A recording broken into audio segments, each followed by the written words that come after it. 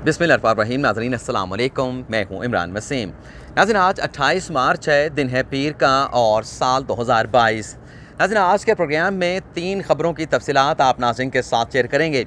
हमारी एक ख़बर का ताल्लुक़ जो है वो सियासी महाज से है, 2 ख़बरों का ताल्लुक़ जो है वो अदालती महाज से है। तो 3 ख़बरों की तफसीलात आपके साथ हम शेयर करेंगे। लेकिन चूँकि तीनों ख़बरों की जो हेडलाइंस हैं, जो स्लग्स हैं, वो थंबनेल पे आप नाज़रीन पढ़ चुके हैं, तो किसी भी ख़बर का तारुफ़ करवाने की बजाय हमारी जो सबसे लेस इम्पॉर्टेंट ख़बर है उससे गुफ्तगू का बाकायदा आगाज़ करेंगे। नाज़रीन आपको याद होगा कि FIA के हुकाम ने मुराद सईद की दरख्वास्त पर मोहसिन बेग को गिरफ़्तार करने के लिए उनके घर पर छापा मारा था और फिर इस्लामाबाद हाई कोर्ट के मातहत अदालत के जज की जानिब से FIA की जानिब से मोहसिन बेग के घर पर मारे गए छापे को गैर कानूनी करार दिया गया और साथ ही मोहसिन बेग को ये रिलीफ भी दिया गया, ये इजाज़त भी दी गई कि अगर वो समझते हैं कि वो FIA के हुकाम के ख़िलाफ़ कोई कानूनी चाराजोई करना चाहते हैं तो मोहसिन बेग को ये कानूनी चाराजोई करने की मुकम्मल तौर पे इजाज़त होगी। इसके बाद नाज़रीन ये हुआ कि मोहसिन बेग ने FIA के हुकाम के ख़िलाफ़ FIR के इंदराज के लिए डिस्ट्रिक्ट कोर्ट से रिजू किया और डिस्ट्रिक्ट कोर्ट ने जो भी FIA के अफसरान थे, हुकाम थे, जो मोहसिन बेग के घर पहुँचे थे गिरफ़्तार करने के लिए, उन सब के ख़िलाफ़ जो है वो FIR के इंदराज का हुक्म दिया। आज नाज़रीन डेवलपमेंट ये हुई है कि इंतज़ामिया की जानिब से रियासत पाकिस्तान के मुतल्लिका इदारों की जानिब से ये जो डिस्ट्रिक्ट कोर्ट का फ़ैसला है इसके ख़िलाफ़ इस्लामाबाद हाई कोर्ट में अपील दायर की गई, जिस पर चीफ जस्टिस अतर मिनल्ला ने आज पहली समाअत की है और पहली समाअत में ही ये जो डिस्ट्रिक्ट कोर्ट का हुक्म था कि FIA के हुकाम के ख़िलाफ़ जो है वो FIR का इंदराज किया जाए, इस हुक्मनामे को अदालत की जानिब से मुअत्तल कर दिया गया है और जो रिस्पोंडेंट हैं यानी मोहसिन बेग उसे 7 अप्रैल का अदालत की जानिब से जो है वो नोटिस जारी कर दिया गया है। एक ख़बर तो अदालती महाज से हमारी ये हो गई। दूसरी जो नाज़रीन आज की हमारी ख़बर है, जो इलेक्शन कमीशन बार बार वज़ीर आज़म इमरान खान को नाअहली केस में अपना इलेक्शन कैंपेन के सिलसिले में बार बार नोटिस जारी कर रहा है, जुर्माने कर रहा है। इसमें जो वज़ीर आज़म इमरान खान और असद उमर की जानिब से इस्लामाबाद हाई कोर्ट में दरख्वास्त दायर की गई थी, इस दरख्वास्त पर आज समाअत हुई है। आज की समाअत का अहवाल भी आपके साथ शेयर करेंगे। लेकिन आज की अदालती कार्रवाई में जो वज़ीर आज़म इमरान खान और असद उमर को रिलीफ मिला है, वो हुक्मनामा, वो रिलीफ जो है वो आप नाज़रीन के साथ शेयर करेंगे। आज इस्लामाबाद हाई कोर्ट ने आज की समाअत के बाद जो मुकदमे की समाअत है उसे 6 अप्रैल तक जो है वो मुलतवी कर दिया है। लेकिन 6 अप्रैल तक जो है इस्लामाबाद हाई कोर्ट ने इलेक्शन कमीशन को वज़ीर आज़म इमरान खान और असद उमर के ख़िलाफ़ किसी भी किस्म की कार्रवाई, चाहे वो नाअहली की कार्रवाई है, चाहे वो कैंपेन से मुतल्लिक जो नोटिस जारी किए जाते हैं, किसी भी किस्म की हतमी कार्रवाई करने से रोक दिया है। लेकिन साथ ही अदालत ने यह भी हुक्म जारी किया है कि आइंदा भी अगर वज़ीर आज़म या किसी भी वफाकी वज़रा की जानिब से इलेक्शन कैंपेन के सिलसिले में इलेक्शन कमीशन के कोड ऑफ कंडक्ट की खिलाफ वर्जी की जाती है तो इस सूरत में इलेक्शन कमीशन मुतल्लिका लोगों को, ज़िम्मेदारान लोगों को नोटिस तो जारी कर सकता है, लेकिन किसी किस्म की हतमी कार्रवाई जो है वो नहीं की जा सकती। साथ ही इलेक्शन कमीशन को इस्लामाबाद हाई कोर्ट ने वज़ीर आज़म इमरान खान के ख़िलाफ़ और असद उमर के ख़िलाफ़ नाअहली की कार्रवाई इनिशिएट करने से भी रोक दिया है। तो आज इस्लामाबाद हाई कोर्ट से वज़ीर आज़म इमरान खान को ये बहुत बड़ा रिलीफ मिला है। आज नाज़रीन जब अदालती कार्रवाई का आगाज़ हुआ तो वफाकी वज़ीर असद उमर पेश हुए और आज दलाइल का आगाज़ किया गया अटॉर्नी जनरल खालिद जावेद खान साहब की जानिब से और इस मुकदमे की समाअत कर रहे थे जस्टिस आमिर फ़ारूक साहब। आज जब अदालती कार्रवाई का आगाज़ हुआ तो अटॉर्नी जनरल साहब ने सबसे पहले जो इलेक्शन कमीशन ने असद उमर साहब को और वज़ीर आज़म इमरान खान को नोटिस जारी कर रखा था, वो नोटिस अदालत में पढ़ के सुनाया, जिस पर जस्टिस आमिर फ़ारूक ने कहा कि क्या ऑर्डिनेंस के ज़रिए, जिस ऑर्डिनेंस के ज़रिए आपने अपना एक नया code of conduct election campaign से मुतल्लिक जारी किया है, क्या ऑर्डिनेंस के ज़रिए इलेक्शन कमीशन का जो आइनी अख्तियार है, जो ज़ाब्ता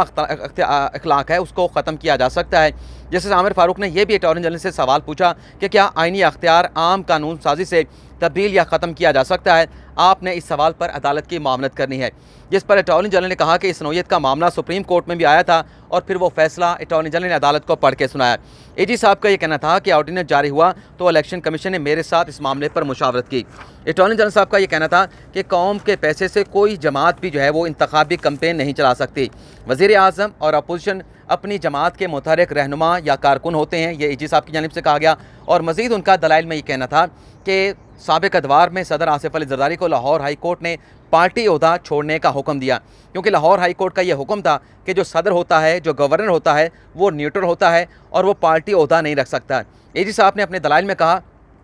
कि इमरान खान किसी भी कैंपेन जिसकी भी कैंपेन में जाते हैं वहाँ पर इमरान खान उम्मीदवार नहीं होते, लेकिन इलेक्शन कमीशन जो है वो सुबह शाम जो है इमरान खान को और वफाकी वज़रा को नोटिस जारी कर रहा है। अटॉर्नी जनरल साहब ने कहा कि इलेक्शन कमीशन डैडी की तरह जो है वो एक्ट कर रहा है। इलेक्शन कमीशन नोटिस जारी कर रहा है और अगला मरला जो है वो नाअहली का हो सकता है। जिस पर जैसे आमिर फारूक ने अटॉर्नी जनरल साहब से ये सवाल पूछा कि क्या इलेक्शन कमीशन ने वज़ीर आज़म को नाअहली का कोई नोटिस जारी किया है, जिस पर अटॉर्नी जनरल ने जवाब दिया कि नोटिस तो हाल जारी नहीं हुआ, लेकिन रोज़ाना की बुनियाद पर 2 से 3 नोटिस जो है इमरान खान को मौसूल होते हैं। इलेक्शन कमीशन की जानिब से इमरान खान और उनके जो वज़रा कैंपेन में जाते हैं उन पर जुर्माने जो है वो लगाए जा रहे हैं। अटॉर्नी जनरल साहब ने कहा कि वज़ीर आज़म इमरान खान जो है वो पार्टी का सरबराह है और इसको मुहिम से मुतल्लिक जो है इमरान खान पर मुहिम से मुतल्लिक जो है वो पाबंदी नहीं लगाई जा सकती, इलेक्शन कैंपेन चलाने से नहीं रोका जा सकता। उन्होंने कहा कि वज़ीर आज़म अपनी इलेक्शन कैंपेन में अपनी सियासी जमात के उम्मीदवारों के इलेक्शन कैंपेन में तरक्याती स्कीमों का जो ऐलान है वो नहीं कर सकते, और जो भी उनकी आने जाने का खर्चा होगा किसी इलेक्शन कैंपेन में वो बतौर वज़ीर आज़म जाते हैं तो वो एक ज़ाती पार्टी के चेयरमैन की हैसियत से जाएंगे और जो भी अखराजात होंगे उनके आने जाने के वो अपनी जेब से अदा करेंगे। इसके बाद इलेक्शन कमीशन की जानिब से पूछा गया, जवाब मांगा गया जज साहब की जानिब से कि इलेक्शन कमीशन बताया कि जो एजी साहब के दलाइल हैं उस पर इलेक्शन कमीशन का मौक़िफ़ क्या है। तो इलेक्शन कमीशन ने कहा कि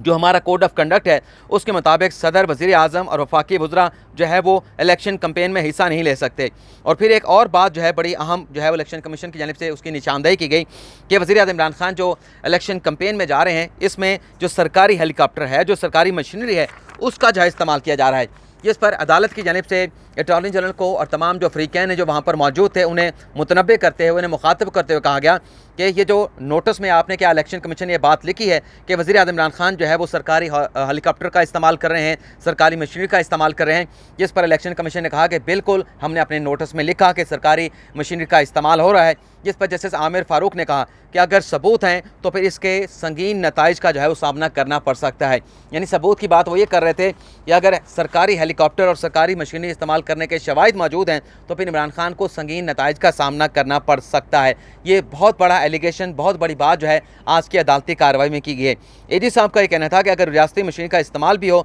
तो वो रकम जो है वो वापस हो सकती है, इसमें कोई इबहम मौजूद नहीं। एजी साहब ने कहा कि सिक्योरिटी प्रोटोकॉल ज़रूरी होता है, तो सिक्योरिटी तो वज़ीर आज़म को मिलनी ही मिलनी होती है। ये तमाम दुनिया के ममालिक के अंदर एक प्रोटोकॉल है जो वज़ीर आज़म को दिया जाता है। इसके बाद एजी साहब ने कहा कि इलेक्शन कमीशन जो वज़ीर आज़म और वफाकी वज़रा के खिलाफ कार्रवाई कर रहा है उस कार्रवाई पर हुक्म इम्तना जारी किया जाए। जिस पर जैसे आमिर फारूक साहब ने कहा कि क्या इलेक्शन कमीशन को अपना इमरान खान और वफाकी वज़रा के खिलाफ नाअहली की कार्रवाई करने से रोक दें। जिस पर एजी साहब ने कहा कि नाअहली की कार्रवाई के साथ साथ जो नोटिस जारी किए जा रहे हैं ये नोटिस जारी करने से भी रोका जाए। जैसे आमिर फारूक ने कहा कि इलेक्शन कमीशन की बात दुरुस्त है कि सरकारी मशीनरी से जो इलेक्शन कैंपेन है वो नहीं चलाई जा सकती, लेकिन जो अटॉर्नी जनरल की इस्तदा थी वो अदालत की जानिब से मंजूर की गई। इलेक्शन कमीशन की जो कार्रवाई थी उस पर हुक्म इम्तना दे दिया गया है कि 6 अप्रैल तक आइंदा समात पर तमाम फ़रीक़ैन दलाइल भी देंगे, लेकिन 6 अप्रैल तक जो है किसी भी फ़रीक़ के ख़िलाफ़, किसी भी दरख्वास्त गुजार के ख़िलाफ़ जो है वो इलेक्शन कमीशन की जानिब से हतमी कार्रवाई नहीं की जाएगी। हाँ, अगर वायलेशन होती है इलेक्शन कोड ऑफ कंडक्ट की तो उस पर इलेक्शन कमीशन नोटिस जारी कर सकता है, लेकिन हतमी कार्रवाई जो है वो इस अदालत के फैसले के साथ, जो मुकदमा अदालत में ज़ेर समात है, इसके साथ जो है उसे लफ कर दिया गया है। अब हम बात कर लेते हैं तीसरी खबर। तीसरी खबर से पहले हम आपको एक खबर की जो हमारी तस्दीक हुई है वो भी आपको बता देते हैं। ऐसे मैं आपको बताया था कि जो मुनर्रफ अरकान हैं, नाराज़ अरकान हैं, उनकी जानिब से जो जवाब तैयार किया गया है उसमें एक नया मौक़िफ़ जो रखा गया है, एक नया पैंतरा जो है वो नाराज़ अरकान ने अपने शोकास नोटिस के जवाब में हुकूमत को भिजवाया, इमरान खान को भिजवाया है कि हमने तो पार्टी को छोड़ा नहीं, हम तो पार्टी का हिस्सा हैं। हमने तो और एक पराए में बात की थी, हमने ना पार्टी से इस्तीफ़ा दिया है ना पार्टी को छोड़ा है, आज भी पाकिस्तान तहरीक इंसाफ का हिस्सा है। तो जो शोकास नोटिस के नाराज़ अरकान के जवाब सामने आए हैं उससे हमारी खबर की बाकायदा तस्दीक हो गई है कि कम बेश वही खबर जो हमने आपको दी थी वही बातें जो हैं उस शोकास नोटिस में जो है वो लिखी गई। अब हम बात कर लेते हैं कि खान साहब के लिए पिछले अपने गुज़िश्ता 24 घंटों में, अब तक के 24 घंटों में दूसरा बड़ा झटका क्या है। यानी खान साहब को पहला झटका तब लगा जब कल इमरान खान साहब के जो जमहूरी वतन पार्टी के एक ही रुकन कौमी असम्बली हैं शाहज़ैन भुट्टी, उन्होंने हुकूमती इत्तेहाद से अलग होने का ऐलान किया। बिलावल भुट्टो ज़रदारी के साथ वो प्रेस कॉन्फ्रेंस कर रहे थे। शाहज़ैन भुट्टी ने कहा कि मैं आज इमरान खान की हुकूमत से, वफाकी काबीना से और वफाकी काबीना से अलग भी होता हूँ और वफाकी काबीना से मुस्तफ़ी होने का ऐलान भी करता हूँ। तो खान साहब जो कल 27 मार्च को बड़ा सरप्राइज़ देने जा रहे थे, कल के इस सरप्राइज़ से पहले खान साहब के लिए एक बड़ा सरप्राइज़ था कि उनका एक इत्तेहादी जो है वफाकी काबीना से अलग हो रहा है। इनका जो एक इत्तेहादी है वो वफाकी काबीना को, वफाकी हुकूमत को छोड़ने का ऐलान कर रहा है। तो एक तो सरप्राइज़ खान साहब के लिए ये था। दूसरा नाज़रीन, आज का सरप्राइज़ खान साहब के लिए अपोजिशन ने यह दिया है कि उस्मान बुज़दार साहब, जिन्हें वज़ीर-ए-आज़म इमरान खान ने वसीम अकरम प्लस का जो है वो एक लक़ब भी दिया है, उनके खिलाफ अदम एतमाद की तहरीक जो है आज पंजाब असम्बली में जमा करवा दी गई है। मुत्तहिदा अपोजिशन की जानिब से अदम एतमाद की यह तहरीक उस्मान बुज़दार के खिलाफ जमा कराई गई है। ताहाल जो कौमी असम्बली में इमरान खान के खिलाफ अदम एतमाद की तहरीक जमा हुई है, उस पर तो कोई फैसला नहीं हो सका कि कब वोटिंग होगी। गालिबन इम्कान जारी किया जा रहा है कि आज अदम एतमाद की तहरीक जो है वो कौमी असम्बली में पेश कर दी जाएगी, और इस बात का फिर इम्कान ये भी पैदा हो जाएगा कि अगर आज अदम एतमाद की तहरीक पेश हो जाती है तो फिर आइंदा हफ्ते पीर या मंगल के रोज़ अदम एतमाद की तहरीक पर वोटिंग होगी। लेकिन इस वोटिंग से पहले अब बुज़दार को जो है अपोजिशन ने टारगेट किया है, अपने निशाने पर रखा है, और बुज़दार पर वार करते हुए उनके खिलाफ अदम एतमाद की तहरीक पंजाब असम्बली में जमा करवाई गई है, जिसमें कहा गया है कि उस्मान बुज़दार जो है वो ऐवान का एतमाद खो बैठे हैं। उस्मान बुज़दार जो है वो आइन के ताबे इक़दामात नहीं उठा रहे, तो लिहाजा उनके खिलाफ ये तहरीक अदम एतमाद के पेश की जाती है, इस पर वोटिंग करवाई जाए। तो ये आज की एक बड़ी अहम खबर है। 3 खबरें हैं जिसकी तफसीलात आपके साथ हमने शेयर की हैं। तो फ़िलहाल आपसे इजाज़त